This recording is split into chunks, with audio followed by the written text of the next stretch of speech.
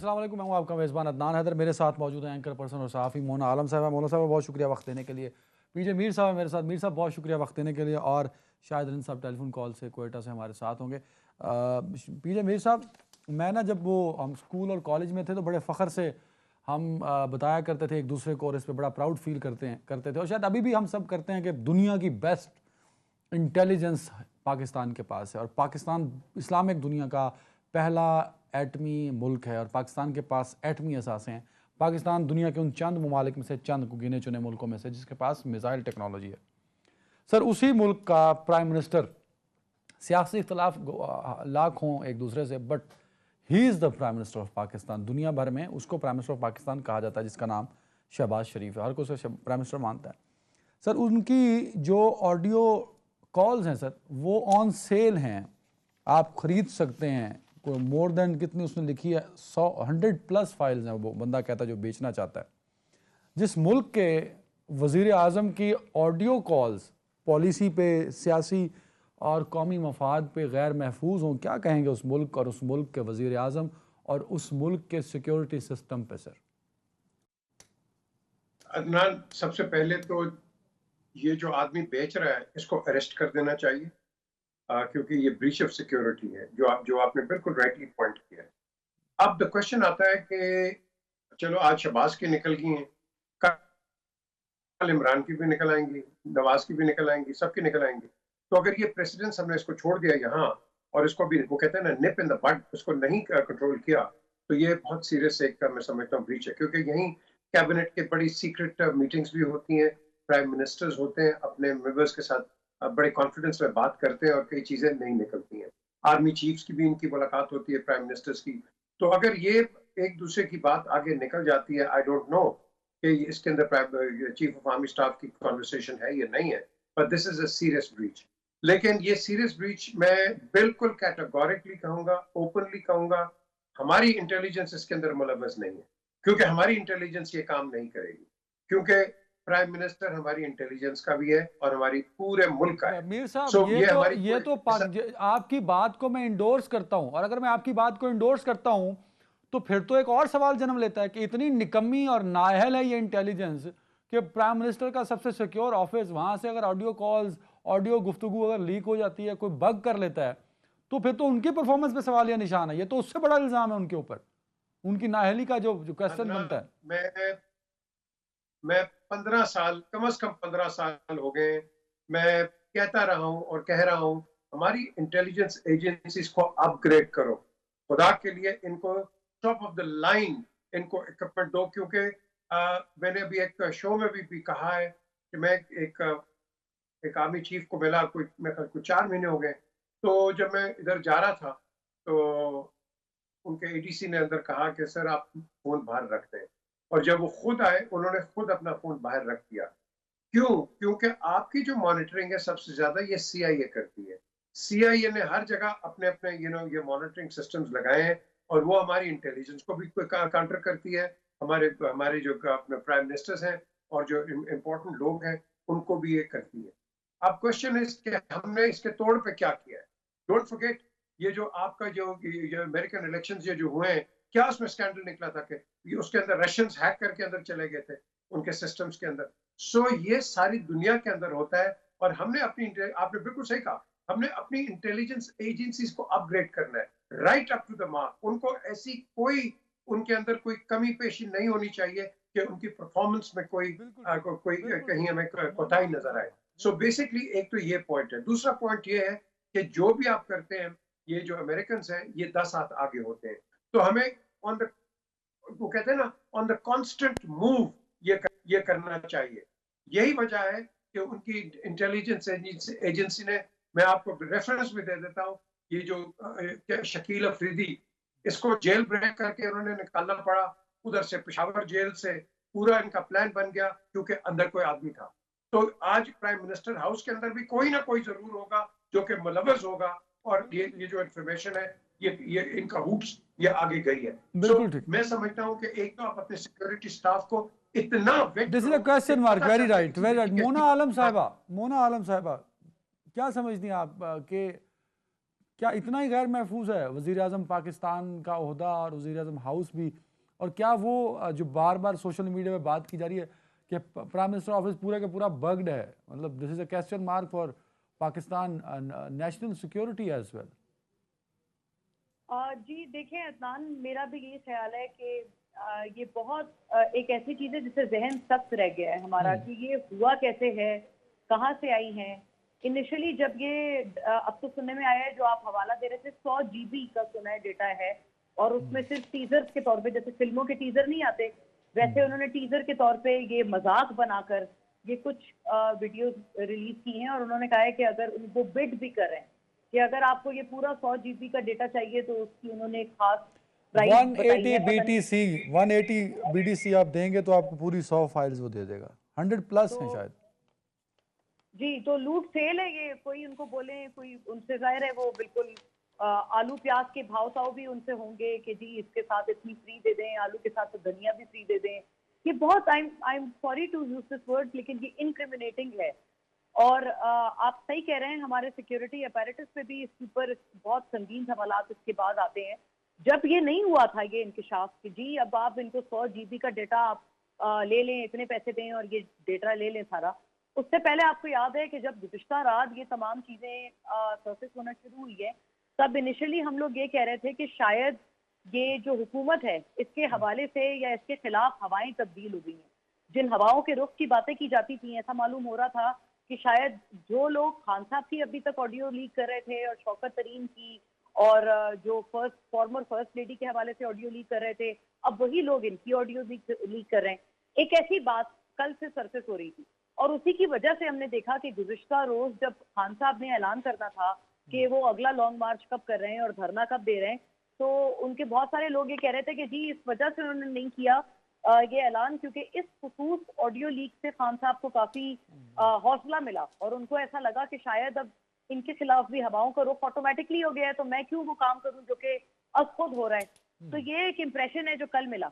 लेकिन आज जब ये नया जो इंकिशाफ हुआ है कि जी अब ये किसी बैनुल-अक़वामी किसी ग्रुप ने, हैकर्स के ग्रुप ने ये बग किया पूरा पीएम हाउस, और अल्लाह माफ करे कि वो हमारे इतने आला तरीन, आपने बिल्कुल सही कहा अपने इब्तिदाइये में, हमारे आला तरीन ऑफिस सिविलियन जो पूरे हमारे चीफ एग्जीक्यूटिव हैं हमारे अपैरेटस के पूरे मुल्क के, उनके पास अगर जो भी बात करें उसके कतई नजर वो बातें भी बाय द वे बहुत ज्यादा गवर्नमेंट के लिए इंक्रिमिनेटिंग है। गवर्नमेंट के ऊपर भी बहुत बड़ी चार्जशीट है, लेकिन सिक्योरिटी अपैरेटस पे भी बहुत बड़ी चार्जशीट है कि ये हुआ कहाँ से है, ये आया कहाँ से है, इसको इस तरह से बेचा जा रहा है डार्क वेब पे, कोई पूछने वाला नहीं। ये मतलब हमारी तो अकल दंग रह गई है इस इंकिशाफ पे। और जाहिर है इसका फायदा जो पॉलिटिकल फायदा है या माइलेज है वो यकीनन पीटीआई ले भी रहे हैं, पॉलिटिकल माइलेज तो हर कोई लेता है, मतलब ओवरऑल नेशनल। लेकिन इसका जो एक्चुअल जो वो बिल्कुल सही बात है, जो इसका असल सवालिया निशान है वो हमारे सिक्योरिटी अपैरेटस पे है कि ये हुआ कैसे है। बिल्कुल ठीक है। शायद रिंद साहब, बड़ा अरसा तो हम मेरे ख्याल में हम तीनों में से हो सकता है तीनों ही अपनी अपनी ऑडियो कॉल से ब्लैकमेल हुए। मैं तो हुआ हूँ भाई, ऑफ कोर्स इन्हीं अथॉरिटीज़ से हुआ हूँ। तो हम जो जर्नलिस्ट हैं वो तो इस निशाने पे रहते थे ऑडियो वीडियो कॉल्स के। अब जब से सियासतदानों की तरफ ये रुख बदला है तो अब ये एक बड़ा मसला बनता जा रहा है। जब तक हमारे गिरबानों में हाथ डलता था तब तक तो हमें बतौर सहाफ़ी क्वेश्चन मार्क किया जाता था। सर शायद रिंद साहब। अदनान देखें, मेरे दोनों जो मोहतरम मेहमान पीजे मीर साहब हमारे सीनियर भी रहे हैं, एक ही इदारे में भी हमने ARY में साथ काम किया, और मोना माशाल्लाह से अपना एक प्रोग्राम करती हैं और एक गहरी नज़र रखती हैं। लेकिन एक चीज़ को हमें देखना होगा कि ये जो चीज़ें हैं ये सिर्फ कॉल्स नहीं हैं, ये वो डिस्कशंस भी हैं जो रूम्स में हो रही हैं। देखें, आप भी प्राइम मिनिस्टर हाउस जाते हैं, मैं भी जाता हूँ, पीजे साहब भी जाते होंगे, मोना भी गई होंगी, और हम सब जब जाते हैं तो हमारे तो फोन या जो गैजेट्स हमारे पास होते हैं वो जमा करवा दिए you are very right sir, you are very right. शायद साहब हम कॉल्स और गुफ्तगू जो बग्ड हुई है, जो रूम्स में हुई है, वो भी लीक हुई है ना, हम उस पर भी बात कर रहे हैं, दोनों पे कर रहे हैं। अदनान, मुझे सिर्फ एक बात कंप्लीट करने दीजिए मेरी। हमारी तमाम चीजें, चाहे हम किसी हाई सिक्योरिटी मीटिंग में जाते हैं या सिविलियन साइड पे किसी पॉलिटिशियन या प्राइम मिनिस्टर से मिलने जाते हैं, हमारे तमाम मोबाइल्स और गैजेट्स जमा करवा लिए जाते हैं। लेकिन देखें, जो हाई सिक्योरिटी मीटिंग्स में या जो हाई ऑफिशियल्स होते हैं, जैसे कि प्राइम मिनिस्टर या प्राइम मिनिस्टर के साथ उनकी भतीजी मरियम नवाज, क्या जब वो किसी मीटिंग के लिए जा रही होती हैं उनका मोबाइल या उनके गैजेट सबमिट किए जाते हैं? आजकल जो स्मार्टफोन्स हम लेकर घूम रहे हैं, जो दीगर चीजें हम लेकर घूम रहे हैं, सर ये चीजें हमें नहीं पता कि हमारी चीजें कहां तक जा रही हैं। ये टेक्नोलॉजी का दौर है और ये एक आई ओपनर है। सॉरी टू से, जैसे पीजे साहब ने कहा, मोना ने कहा, आप इस पे जितने सिक्योरिटी अपैरेटस पे क्वेश्चन मार्क्स लगाएं उससे ज्यादा क्वेश्चन मार्क्स लगा सकते हैं, लेकिन सवाल ये है कि हम इशू को हैंडल कैसे कर रहे हैं। आज अगर पीएमएल-एन की गवर्नमेंट है, वो जो गुफ्तगू जितनी भी उन्होंने पीटीआई के खिलाफ की हो, चाहे अपने मामलात के लिए की हो, हर दौर में ये होता है। जैसे पीजे साहब ने कहा कि किसी की भी ऑडियो लीक हो सकती है, लेकिन इसे पॉलिटिकली एक्सप्लॉइट करना मेरे ख्याल है गलत है। इस बिल्कुल ठीक है, आई ओपनर है इंटेलिजेंस एजेंसीज के लिए, शाहिद साहब वेरी राइट। के लिए। पीजे मीर साहब, शाहिद रिंद से साहब जो कह रहे हैं कि पॉलिटिकली इसको इस्तेमाल करना गलत होगा, लेकिन मैं तो स्पेशली कंफ्यूज हूं कि मसला इस वक्त ये ऑडियो कॉल्स का है या जो गुफ्तगू वज़ीर-ए-आज़म हाउस में उतरी जिसको बग करके रिकॉर्ड करके लीक किया गया, या मसला वो है? सर मसला क्या है? या मसला उन सब की रिकॉर्डिंग और उनका लीक होना या उसमें होने वाली गुफ्तगू का है? सर देखें, शायद इज एब्सोल्युटली राइट। अगर आप इसको पॉलिटिकली यूज करेंगे तो I think that is below the bill. Number one, ये बड़ी अफसोसनाक चीज है कि कोई भी वजीर आजम हो या आपका सीनियर आदमी उस तरह हो सेंसिटिव पोजीशन पे, और फिर कोई आता है मेवरिक आके आपकी ये तस्वीरें या ये ऑडियो वीडियो लीक्स कर देता है। देखें, नंबर वन, हमने जो हो गया वो होगा और ये आगे भी होगा। डोंट फॉरगेट कि आपके पाकिस्तान एम्बेसी लंदन में ये भी बग हो गई थी। ये तो अगर रेनोवेशंस ना होते तो किसी को पता ही नहीं चलना था कि आपके अंदर बगिंग डिवाइसेस लगाए हुए लंदन के अंदर लाउंज स्क्वायर में। सो क्वेश्चन इज कि ये एस्पियोनाज का काम चलता है, चलता रहेगा। आपने अमेरिकन इलेक्शंस के अंदर भी देख लिया क्या हुआ क्या नहीं हुआ, जिस तरह ट्रंप ने शोर मचाया। ये चलती हैं चीजें, चलती रहेंगी। लेकिन याद रखें, जहां चोर है वहां कॉप भी है। चोर जब कॉप अपग्रेड होता है तो चोर भी अपग्रेड हो जाता है। तो हमें ये कैट एंड माउस की गेम हमने अपग्रेड करना है। जैसे मैंने पहले कहा है कि you have to be right up to the international standards of your counter surveillance. Very right sir, पर आपके आपको ऊपर लगता नहीं मीर साहब, आपको लगता नहीं कि इस वक्त फोकस जो है वो पीटीआई का, जो अपने आप को सबसे बड़ी पॉलिटिकल पार्टी मानती है इस वक्त पाकिस्तान के अंदर, उनका फोकस उसको इन तमाम और लीक्स को लेके पॉलिटिकली पॉइंट स्कोरिंग करने का, मसले के हल की तरफ तो वो भी नहीं जा रहे, जब क्योंकि वो उनके खिलाफ नहीं है ना। ये तो नून लीग वालों के खिलाफ हुई लीक सारी। ये गलत है अदनान, ये गलत है। अगर पीटीआई ने क्रिटिसाइज करना है, इन पे महंगाई का क्रिटिसाइज करो, इन पे अगर कोई मिसमैनेजमेंट है उसकी बात करो, इररिस्पांसिबिलिटी की बात करो। अगर सबसे बड़ी तनकीद तो इस वक्त बनती है, क्या जो आज जो इनकम्बेंट गवर्नमेंट है इन्होंने अगले साल के लिए कोई रिजर्वोयर्स बना लिए हैं? ये फ्लड्स तो अगले साल भी आएंगे, इसमें बात की है किसी ने? हम तो भीख मांग रहे हैं। हम अगले साल भी यही अपना ये मोडस ऑपरेंडी रखेंगे कि जी प्लीज हमें पैसे दे दें, हमारे लोग मर गए, क्रॉप नीचे आ गए, 1/3 of Pakistan is under water. क्या ये सेम स्टोरी चलेगी? हमने तो इन चीजों पर तनकीद करना बराए तामीर। ये तो कुछ हो नहीं। एक टेप निकल आई है, कभी इमरान पे तनकीद होती है, कभी शबाज पे होती है, कभी किसी और पे होती है। This is not politics. Politics is something which is done in the interest of the people, for the people, by the people. लेकिन यहाँ हमारी वो इंटरेस्ट नहीं है। हमें बड़ा कंस्ट्रक्टिव होना है। You're going through a extremely dangerous economic situation. आप on the verge of collapse हो, economic collapse. आप पैसे दे नहीं सकते, आप पे हर जगह ये फ्यूल सब्सिडी लग रही है, लोग तंग आ गए। 20,000 रुपए की जिसकी तनख्वाह है, 19,000 रुपया उसका बिजली का बिल है। बात ये करो, अगर आप माइक्रो लेवल पे नीचे चले जाओगे, मैक्रो तो सर्वाइव ही नहीं कर सकेगा। So this is what politics is. It is not the politics कि उसने क्या कर दिया, ये कर दिया। बिल्कुल सही है, बिल्कुल सही, got the point sir, very right. Mona Alam साहिबा, हुकूमत की जानिब से इस पर खुल के बात नहीं हो रही, कोई बड़ा रिस्पॉन्स सामने नहीं आ रहा। हुआ क्यों, कैसे हुआ, कब हुआ, किसने किया? मतलब हम सारे तो टॉक शो में, शायद मीर साहब बता रहे थे कि एक और टॉक शो में भी डिस्कस हुआ, आज सारे प्राइम टाइम टॉक शोज में यही था, कल के अखबारात में भी यही होगा, सोशल मीडिया में भरा पड़ा है। लेकिन जिनकी ये ऑडियोज़ हैं कमरों में और टेलीफोन की, वो तो कहीं लगता है आलम अरवा में पहुंच चुके हैं। वो वही वाली मिसाल है कि मुद्दई सुस्त और गवाह चुस्त। ये बिल्कुल बात ठीक है। हुकूमत ने इसके ऊपर ऐसे अपने मुंह पे टेप लगाई हुई है और खबर बॉन्ड खाई हुई है कि बस समझ नहीं आ रहा। और ये वाकई ये बात भी उनके लिए उनके ऊपर मजीद आती है। अभी तो वो समझ ही नहीं पा रहे हैं ना कि क्या है। और अभी तो वो ये भी मतलब मेरा ख्याल है तस्बीह लेके बैठे होंगे खान साहब की तरह सारे कि अगली ऑडियो क्या आने वाली है, ये भी तो नहीं पता ना, क्योंकि कल रात से अभी तक पहले 2 आई। एक वो मिर्जा साहब के हवाले से गुफ्तगू थी, फिर वो एक थी जिसमें मरियम नवाज साहिबा अपने दामाद के हवाले से बात कर रही हैं, तो उसके बाद फिर आज मजीद आ गई हैं। तो वो यकीन करें, मुझे तो उनकी सूरत हाल ऐसी लगती है कि वो कोई शायद तस्वीर लेके बैठे होंगे कि बस अगली वो वाली ना आ जाए, वो जो गुफ्तगू उस दिन हुई ना वो ना आ जाए। तो ये वाली पोजीशन है। लेकिन बात यह है कि देखें, मैं आई वुड लाइक टू मतलब differ back to differ I like to back to differ with PJ साहब। जो पीजे साहब कह रहे हैं ना कि हुकूमत को कि वो इस बात पे क्रिटिसाइज नहीं करना चाहिए, पीटीआई को दीगर बातों पे क्रिटिसाइज कर लें, तो हुकूमत को भी फिर इसी चीज का मुजाहरा करना चाहिए था। जाहिर है हुकूमत ने भी तो वो जो शौकत तरीन वाली ऑडियो लीक थी, उन्होंने भी ये तो बॉदर नहीं किया ना पता लगाना कि जी ये शौकत तरीन वाली ऑडियो लीक हुई कैसे है, किसका फोन बग था। व्हाट्सएप कॉल थी तो वो व्हाट्सएप कॉल तो रिकॉर्ड नहीं होती, वो तो आप जब किसी को कॉल करें आ जाता है लिखा हुआ कि your call is private and it remains between 2 parties, और उसकी कॉन्फिडेंशियलिटी इंटैक्ट है व्हाट्सएप कॉल की, लेकिन फिर भी वो लीक हो गई। लेकिन चूंकि वो उनके सियासी फेवर में थी तो उन्होंने किया ना उस पर इस्तेमाल। अब एसआईए में कार्रवाई भी चल रही है शौकत तरीन साहब के खिलाफ। तो आई थिंक अब जाहिर है टिट फॉर टैट तो होता है पॉलिटिक्स में, ये तो मुझे नहीं लगता हम जितना मर्जी उसूली बात करें तो उससे हम लोग बहुत ज्यादा इनहराफ नहीं कर सकते।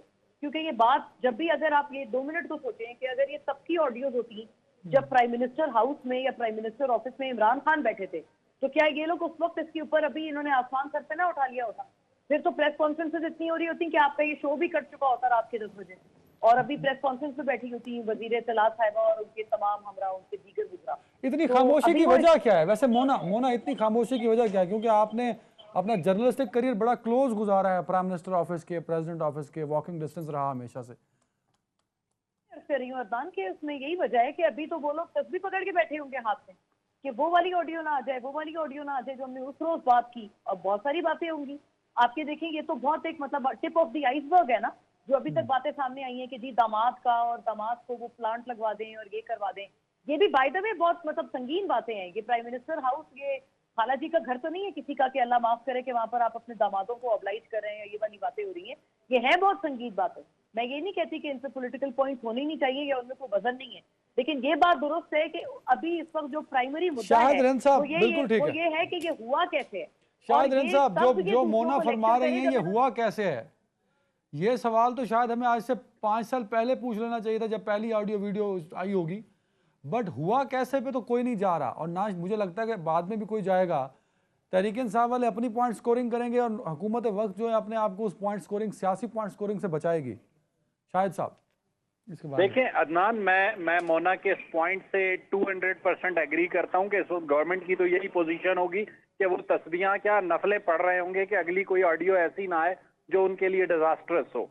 क्योंकि लाजमी सी बात है जो हमारा पॉलिटिकल माहौल है उसमें इसी किस्म की गुफ्तगू हुकूमतें करती हैं, सियासी जमातें करती हैं। लेकिन मेरे लिए जो सबसे परेशान कुन बात है वो ये है कि मुल्क का हाईएस्ट ऑफिस है प्राइम मिनिस्टर ऑफिस, जहां पर आपके मुसल्लह अफवाज के सरबराहान आते हैं, जहां पर आपके इंटेलिजेंस के सरबराहान आते हैं, जहां पर आप नेशनल सीक्रेट्स को डिस्कस करते हैं, नेशनल सिक्योरिटी कमेटी की मीटिंग्स होती हैं।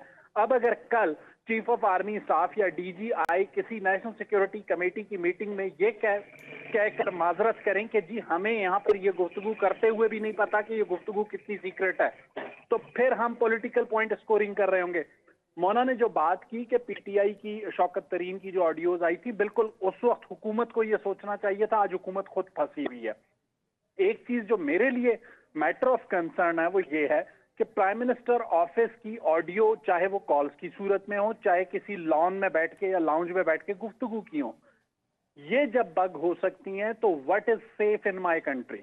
तो इसके लिए अब बजाय पीटीआई जरूर उस पर पॉलिटिकल पॉइंट स्कोरिंग करेगी, करने की कोशिश भी करेगी, लेकिन वो ये सोचे कि आज इस प्राइम मिनिस्टर हाउस में शहबाज शरीफ हैं, कल मुमकिन है इलेक्शन की सूरत में फिर इमरान खान भी हो सकते हैं।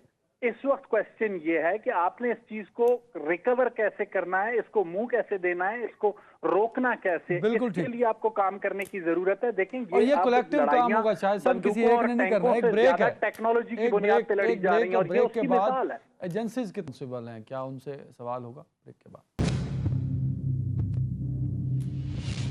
Welcome back. पीजे मीर साहब, फवाद चौधरी साहब का एक ट्वीट था जिसमें उन्होंने कहा कि जो ऑडियोज़ लीक हुई हैं और जो गुफ्तगू लीक हुई है, डाटा लीक हुआ है वज़ीर हाउस का, ये पाकिस्तान की सिक्योरिटी और इंटेलिजेंस जो एजेंसीज़ हैं उनकी नाकामी है, और ख़ास तौर पर उन्होंने आईबी का नाम लिखा है उस ट्वीट के अंदर। तो क्या इसको हम नाकामी कह सकते हैं अपने सिक्योरिटी इदारों की कि वो इसको सिक्योर नहीं कर पाए? और दूसरी एक और भी सवाल इसमें ऐड करना चाहूँगा कि जितनी ऑडियोज़ लीक हुई हैं उनका पॉलिटिकल फ़ायदा जो है, लीक अब तक हम तक पहुँची हैं, उसका पॉलिटिकल फ़ायदा सिर्फ पीटीआई को हो रहा है सर। अदनान, दुनिया में चोरी होती है और होती रहेगी, इसीलिए पुलिस है और ये काम चलता रहेगा। आपने इसको बड़े एक पिक्चर से देखना है, जिस तरह अभी शायद बात कर रहे थे। देखो, नंबर वन, आपने and you put in a remark collective, ये एक कलेक्टिव विजडम के साथ आपने इस चीज को एलिमिनेट करना है। ये आगे भी होगा, उसके आगे भी होता रहेगा। आपने इसको ऑन अ नेशनल लेवल देखना है, not on a political point scoring level. बड़ी प्राइवेट बातें होती हैं, कई बातें होती हैं। इमरान ने नहीं की थी अभी बात, और उनको नहीं पता था कि वो जज है, तो वो बात निकल गई आगे, किस तरह निकली। तो ये चीजें चलती हैं, इसमें आप छोड़ दें। अगर आपने इसको, वो कहते हैं ना, माउंटेन आउट ऑफ अ मोल हिल। पीजे मेरे साहब का टेक्निकल इशू हुआ। मोना आलम साहबा, आपकी तरफ जो हम सब तक पहुंची है उसका फायदा पॉलिटिकली जो है वो सिर्फ पाकिस्तान तहरीक इंसाफ को पहुंच रहा है, उनके मकसद के लिए। ये क्या जाहिर करता है मोना आलम साहबा? देखें अदनान, एक तो ये बात है कि जो मैं वैसे ऑन अ लाइटर नोट की बात कर रही हूँ, मुझे अभी इस पे कोई मुसद्दिका इतलात नहीं है, लेकिन ये ऑन अ लाइटर नोट ये है कि मुझे शायद लग रहा है कि कुछ इमरान खान साहब को ऐसा खदशा जरूर था जिसकी वजह से वो प्राइम मिनिस्टर हाउस में, आपको याद होगा, रहते नहीं थे, और उन्होंने कहा था मैं बनी गाला में रहूंगा और मैं वहां से आया जाया करूंगा, प्राइम मिनिस्टर हाउस में नहीं रहूंगा। गालिबन उनको कोई खर्चा था, क्योंकि वो जो कम्यूट करते थे प्राइम मिनिस्टर हाउस में, उस वक्त वो कहते थे मैं खर्चा बचाने के लिए नहीं रह रहा वहां पे। लेकिन अगर वाकईतन ऐसा होता तो वो जो हेलीकॉप्टर के जरिए वो आते जाते थे प्राइम मिनिस्टर हाउस, वो भी तो इटसेल्फ बहुत बड़ा खर्चा है ना। अब उसका आप देख लें, खान साहब को एक ऐसा मैं क्या वर्ड यूज करूँ, चस्का सा लगा हुआ है कि वो अभी प्राइम मिनिस्टर ना होने के बावजूद भी वो केपी गवर्नमेंट का जो हेलीकॉप्टर है वो बेदरेग इस्तेमाल कर रहे हैं। वो 15 मिनट का जो नौशहरा और चारसद्दा का रास्ता है, सॉरी पेशावर से जो चारसद्दा का रास्ता है, आई थिंक 40 मिनट से आधा घंटा लगता है उसमें, ज्यादा से ज्यादा। मैं गई हूँ कई दफा। तो very comfortable road, very comfortable road. हाँ, वो नहीं कम्युनिकेट करते, वो भी उस तरह से वो कम्यूट नहीं करते, वो हेलीकॉप्टर के जरिए आते जाते हैं।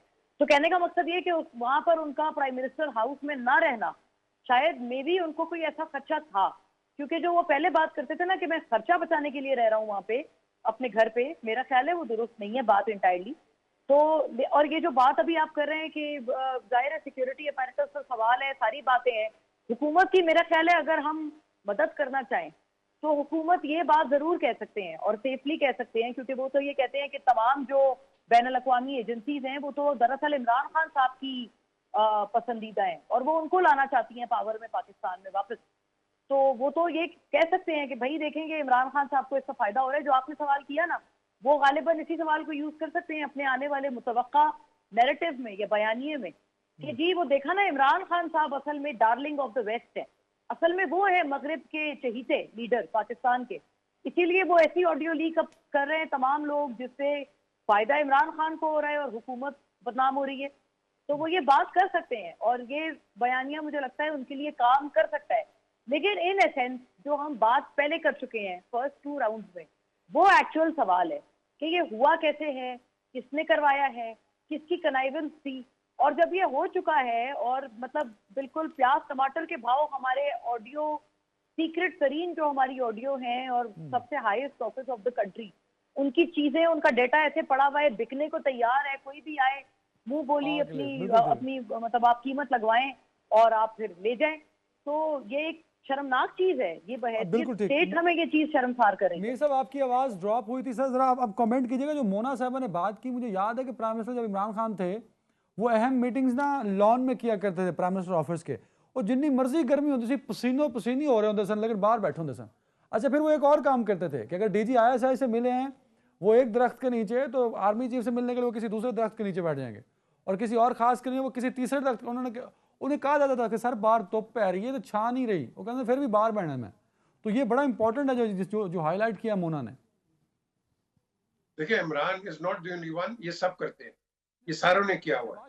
ये जाके बात करते हैं, उनको इंटेलिजेंस खुद उनको बताती है कि ये क्या चीज है ये। सो ये चीजें चलती रहती हैं, ऐसी कोई बात नहीं है, दीज थिंग्स हैपन। हमने देखना है on a larger scale.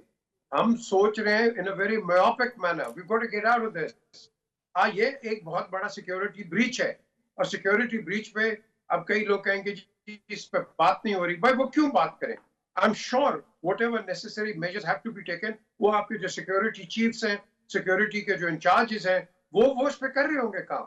You really think ये जो बार आपकी टेपें बिक रही हैं और मार्केट उसकी लग गई है, don't you think any government would take action? Of course they would take action. लेकिन हम क्या होता है अदनान, पाकिस्तान में जहाज क्रैश होता है, हम सब वो प्लेन के एक्सपर्ट्स बन जाते हैं। एपिडेमिक आता है, हम सब डॉक्टर्स बन जाते हैं। अगर इस तरह की कुछ चीज होती है, हम एक्सपर्ट्स हर जगह हो जाते हैं, फ्लड्स के एक्सपर्ट है।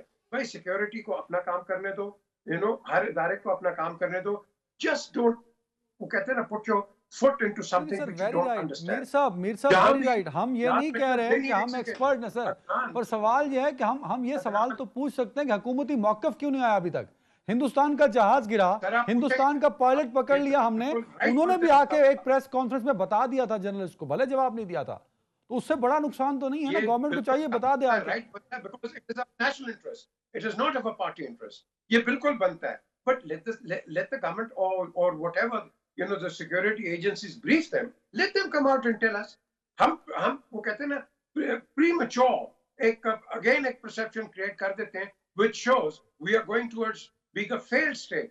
ये जो story निकली है, do you think it will go down well in international circles? No. अगर आपके प्राइम मिनिस्टर हाउस की स्टोरी इस तरह निकल आती है, तो वो कहेंगे यार what kind of a security is this? country, ये तो सिक्योरिटी मोना से आतिफ शाहिद साहब की बारी। शाहिद रन साहब, नामालूम अफराद और खलाई मखलूक का एक बड़ा चर्चा रहता है हमारे यहाँ, उसके बगैर हमारी story, drama, film, talk show, column incomplete होता है। तो अब जो हुआ इसमें नामालूम और अफराद या खलाई मखलूक कौन है जिसने ये सब किया, कोई अंदाजा हो सकता है सर? देखें अदनान, मैं एक बात बहुत रियलिस्टिक अप्रोच के साथ आपके सामने रखूंगा। जो पीजे साहब ने बात की, हम बहुत सी चीज़ों के एक्सपर्ट बहुत जल्दी बन जाते हैं। हाल ही में चंद अरसा हम बतौर जर्नलिस्ट सवाल पूछते हैं सर, एक्सपर्ट की बात नहीं है सर, एक्सपर्ट की बात नहीं। अदनान मुझे let me complete my word sir. कुछ दिन पहले बलूचिस्तान में एक हेलीकॉप्टर का हादसा हुआ, अभी तक मलबे तक नहीं पहुंचे थे। हमारे मीडिया ने जो उसके साथ किया, उसका जो नतीजा निकला, बलूचिस्तान में एक सीनियर लेफ्टिनेंट जनरल, एक मेजर जनरल उस वाकये में शहीद हुए। ये जो सिचुएशन है, देखें एक बात बिल्कुल वाज़े नजर आती है कि प्राइम मिनिस्टर हाउस के अंदर जो स्टाफ है, चाहे वो कोई भी स्टाफ हो इस वक्त, चाहे वो सिविलियन हो, चाहे वो सिक्योरिटी साइड हो, उन सब की असर नौ स्क्रूटनी की जरूरत है। ये मुमकिन नहीं है कि इस तरह की कोई बगिंग किसी गैजेट्स के बगैर या किसी चीज के बगैर हुई हो। इस वक्त आपने अपना घर दोबारा पूरी तरह सर, वेरी राइट शाहिद साहब, व्हाट इज द पॉइंट? क्या नामालूम अफराद इसके पीछे जो हैं वो हाईलाइट होंगे इस दफा के नहीं?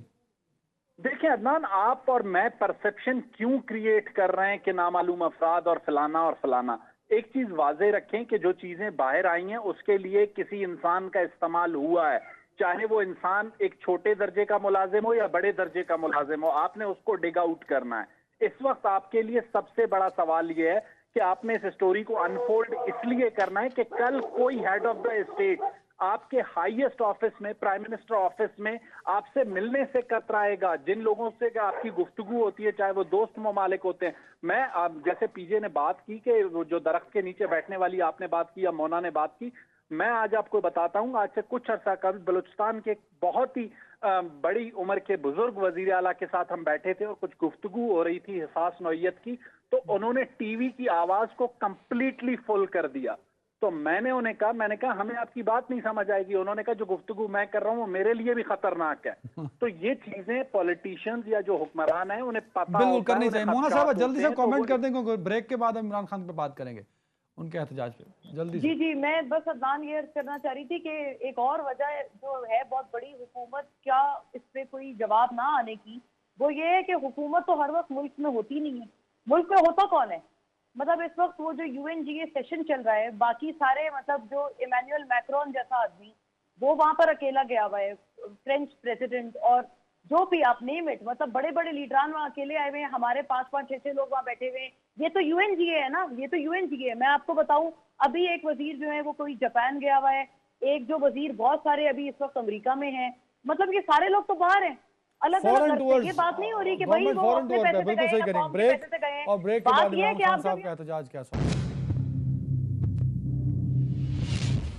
वेलकम बैक मोना आलम साहबा। 2-2 मिनट है तीनों मुअज़्ज़िज़ मेहमानों के लिए। इमरान खान साहब एक और तहरीक एहतजाज और लॉन्ग मार्च धरने की बात कर रहे हैं।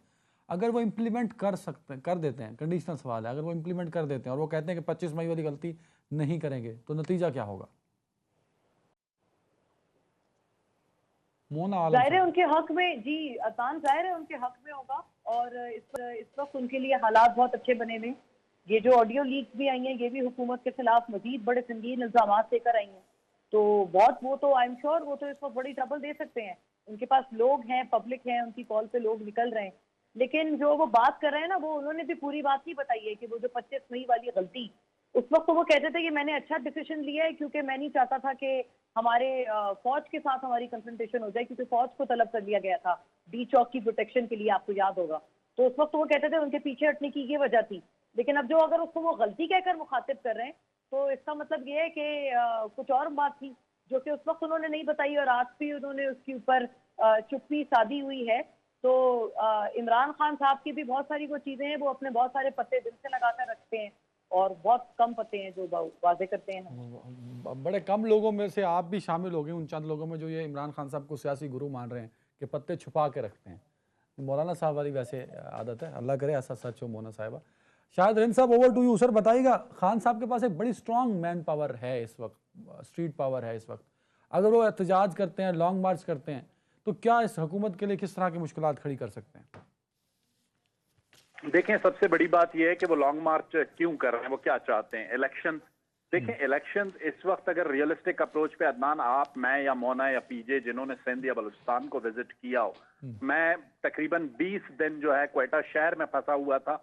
मैं शहर से बाहर मुल्क के दीगर हिस्सों में नहीं जा सकता था। तो ऐसे हालात में क्या 6 महीने और 8 महीने में जब 80% सिंध डूबा हुआ है, बलूचिस्तान में राब्ता सड़कें बह चुकी हैं 1800 किलोमीटर, क्या मुल्क के 2 बड़े सूबों में या निस्फ मुल्क में इलेक्शन नहीं हो सकता? तो खान साहब के लॉन्ग मार्च के नतीजे में जो रिजल्ट वो चाह रहे हैं वो तो इलेक्शन ही है।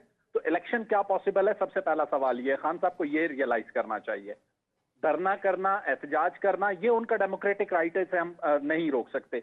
दूसरी बात यह है कि खान साहब इस वक्त अपनी, जिसे कहते हैं वो मकबूलियत की महराज पर हैं, तो उन्हें लगता है वो जो कहेंगे माना जाएगा। मेरा नहीं ख्याल कि सूरत हाल इस तरीके से। हाँ, ये जरूर है कि खान साहब के पास इस वक्त पंजाब की गवर्नमेंट है, केपीके की गवर्नमेंट है, तो इस्लामाबाद एक तरीके से उन्होंने कॉर्डन किया हुआ है। इस्लामाबाद शुरू होता है, जैसे वो खान साहब के लोग ही कहते हैं कि चंद किलोमीटर की हुकूमत है।